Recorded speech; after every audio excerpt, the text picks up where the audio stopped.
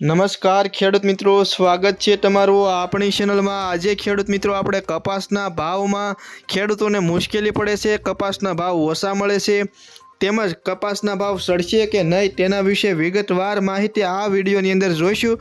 તો વિડીયો છેલ્લે સુધી જોતા રહેજો અને ચેનલમાં નવા આવો તો નીચે આપેલા સબસ્ક્રાઈબ બટન છે તેને દબાવી અને ચેનલને સબસ્ક્રાઈબ કરી દેજો।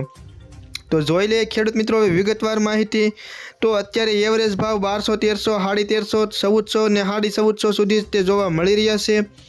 તેની સામે ખેડૂતોની મહેનત અને ખેડૂતોએ કપાસને જે પકવા ખર્ચો કર્યો હોય એ ખર્ચાના ઊભા ન થઈ શકે એવી ખેડૂતોની હાલત છે। તો તમામ ખેડૂત મિત્રોએ એકમત રાખી અને સરકાર સમક્ષ ભાવ અંગે રજૂઆત કરવી જોઈએ। અને સાથે સાથે ખેડૂતોને કેટલાક પ્રશ્નો પણ મૂંઝવતા હોય છે કે કપાસને રાખી મૂકવો કે વેચાણ કરી દેવું।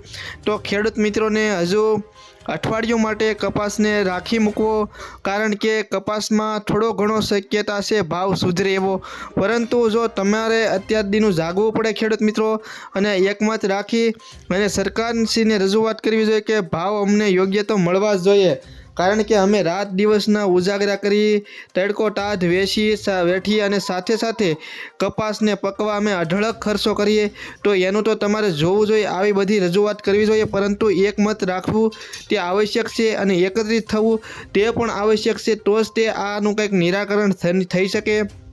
તો ખેડૂત મિત્રો તમારે સમક્ષ એકમત રાખી અને સરકાર સમક્ષ રજૂઆત કરવી તે ખાસ આવશ્યક છે।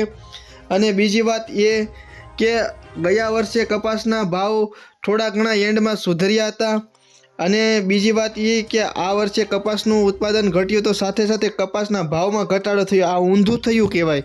જો કપાસનું ઉત્પાદન ઓછું થયું હોય તો એનો ભાવ વધવો જોઈએ, એની બદલે આવું કંઈક અશક્ય હોય એવું થયું છે। અને બીજી વાત એ કે વિદેશમાંથી કપાસ આપણા દેશમાં ન લાવવો જોઈએ। આપણા દેશમાં અઢળક ખેતી થાય છે કપાસની, તો આપણા દેશનો જ તે કપાસ આ રાખવો જોઈએ। તો ખેડૂત મિત્રો આ વિડીયો ગમ્યો હોય તો ચેનલને સબસ્ક્રાઈબ કરજો, લાઇક કરજો અને શેર કરી દેજો।